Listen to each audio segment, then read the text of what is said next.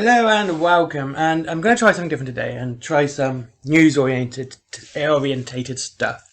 And with the rules and news of the Death Card Codex, well, the new rules being announced today, I wanted to take a look at this because it's kind of interesting. So let's have a look at it together.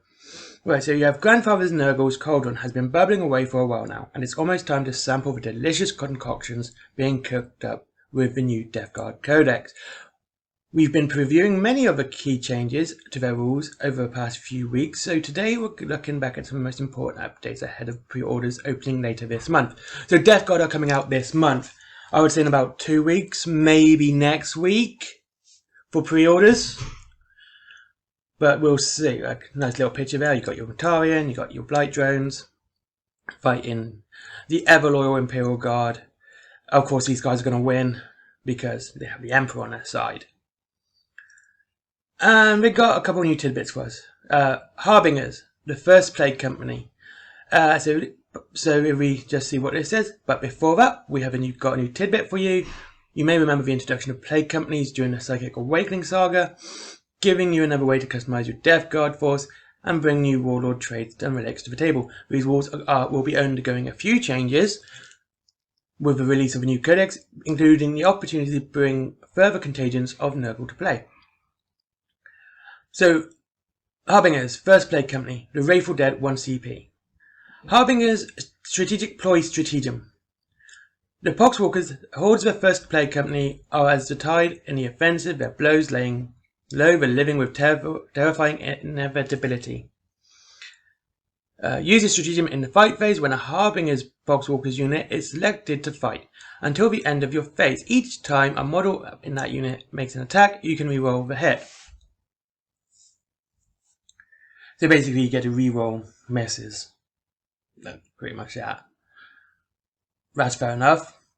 Warlord trait, Shamble Rot. The strains of the zombie virus carried by the Harbingers slowly but surely break mortals around it. It saps their strength and dexterity, rendering them useless before their virus consumes them. This warlord has the following ability. Shamble Rot, Contagion.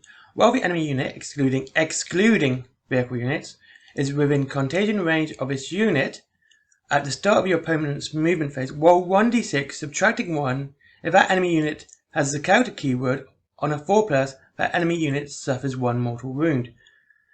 On a 6, that enemy unit suffers d3 mortal wounds. So, that's not too bad. It's kind of adding almost like fear to it, or making them a bit weaker. It's, well, not fear, because that would have been psychology. Kind of causing them damage with just being diseased. It's not doing nice and fluffy. I quite like that one. Relic, infected remains. Contaminated corpses and the body parts can be used to despoil sacred sites in the name of Nurgle. Harbinger's model only. Once per battle, at the end of your movement phase, you can select one objective marker within 3 inches of the bearer. While the bearer is on the battlefield, that objective marker has a Contagions of Nurgle ability and is considered to have the same contagion ability as the bearers. Again, that's quite cool. It's again adding a bit more flavour and a bit more fluff. It's pretty cool. I like these ones. These are pretty cool. That's right. So let's get back on to business. That's right. As well as Nurgle's gift, read on find out about that. You have now the ability to enhance your warlord with a second aura of pestilence to debilitate your foes. Each plague company has their own personal flavour of contagion to coat their warlord with. So make sure you pick the codex to discover more. Yeah, that's basically, fluff. That's, what you're going to expect. And this is the one that kind of got me interested. This one here, disgustingly resilient. Just like with Death Guard themselves, we're never one to start marching exorbitantly forwards. So let's take a look at the changes to most iconic abilities. Disgustingly resilient. Disgustingly resilient.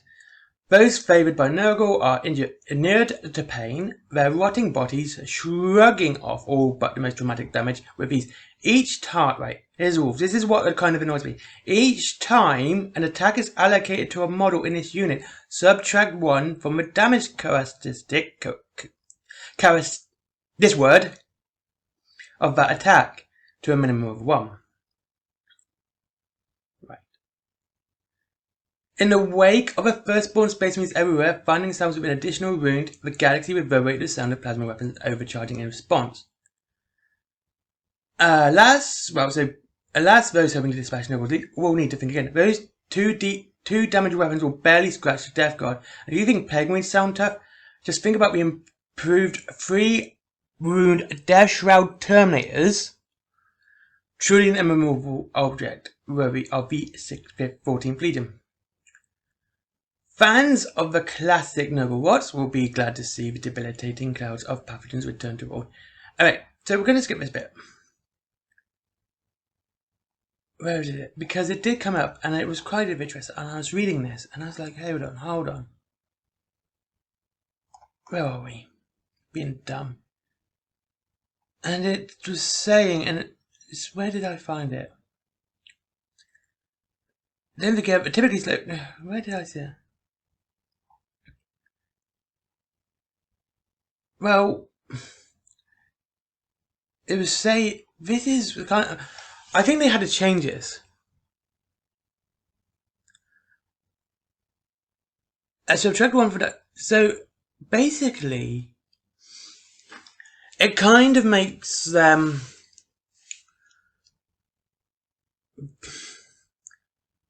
I would say almost overpowered with this. Because, well, you have, that's going to be a damage 1, and always will remain damage 1. Guns and weapons like power swords and, as it says, plasma weapons, multi-melters, etc. All these really strong weapons that you would use to take out, the big bad guys, have been considerably affected by this, and it's not something I actually quite like. I mean, it's nice and fluffy, and it goes with it, but it does kind of give them that extra, save almost, to the ability of, oh, that's a D2, now it's only a D1. Oh, your power sword's D2, it's D1. Okay, it might not be a power sword, I'm just using that as an example, and hyperbolic as always. But it kind of doesn't it makes me think that we're going to see a lot more Death Guard on the table. And as much as I like the Death Guard, and I don't think that they deserve to be this overpowered, I would have preferred a -1 to toughness or a -1 to strength. So it will do the same amount of damage, but it will still have an indicator of how weak it is. Because they already have a +1 to toughness as well, which also straight away coincides with your strength characteristic. Having that -1 to strength would mean, should it actually cause the wound, it will cause the damage, rather than having it cause less damage, but still hit at the same strength. It's kind of odd to me that they went this way past the last one. And I think this one is a bit, to balance this out, they're going to have to really do something with models to come out. And the ones that we're seeing that need to come out, like the Xenos, especially the Tyranids. The Tyranids with their numbers and the Imperial Guard with their numbers can almost make this silly. Because it's down to a minimum of 1, that means Imperial Guard Horde armies aren't affected by this rule at all, because their last guns are going to do the damage no matter what. And it just seems a bit silly that this is very much aimed at, the higher, more powerful weapons, rather than having that -1 to strength, saying, yeah, it's damage down to 1. Okay, I'm firing last cannons. There you go, last guns. That gun will not be affected, so it kind of loses a bit of its fluff to go with it as well. And then when you go with things like heavy bolters, with their damage, it kind of feels to be less balanced. And then things like Horde armies are definitely going to be a better choice against Death Guard, because the weapons aren't going to be affected as much by this rule. It's going to be, hey, we get the -1 of damage. Oh yeah, but mine hits only to a minimum of 1, so my last guns are unaffected. And when you have 30, 40, 50, you know, last guns in an army firing at, you know, maybe 20%, if not less, Death Guard, the numbers are just going to be insane, and it's going to be, it kind of OPs them against the big strong armies, but it nerfs, it just makes them so much easier to kill against the Horde armies, the Orcs, the Imperial Guard, the Tyranids, the Genestealer Colts, even like Aldar are going to be badly affected with their shuriken catapults, and their strength characteristic. They're not going to do, it's not going to really affect many armies on a troop level. And as much as I'm a guy who collects infantry armies, and most of my armies being considerably more infantry than vehicles, it kind of makes me think my Death Guard are just been nerfed. But when I want to fight them against my more heavier army ones, like my Grey Knights or my Death Watch, then I know it's like, hang about, this is not going to work well at all. It seems like it's balanced, but almost balanced adjacent, because of the way that if you're going to field vehicles, no, it's not going to be, but it's not going to be great. This is against vehicle armies. But if you're going to field mass infantry, lots of Imperial Guard, this is going to help you so much. This is not even going to affect you.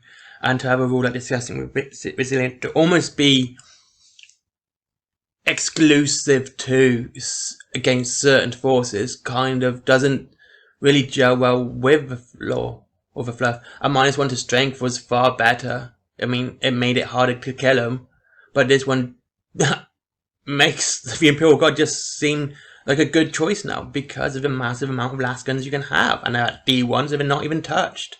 Anyway, let's continue.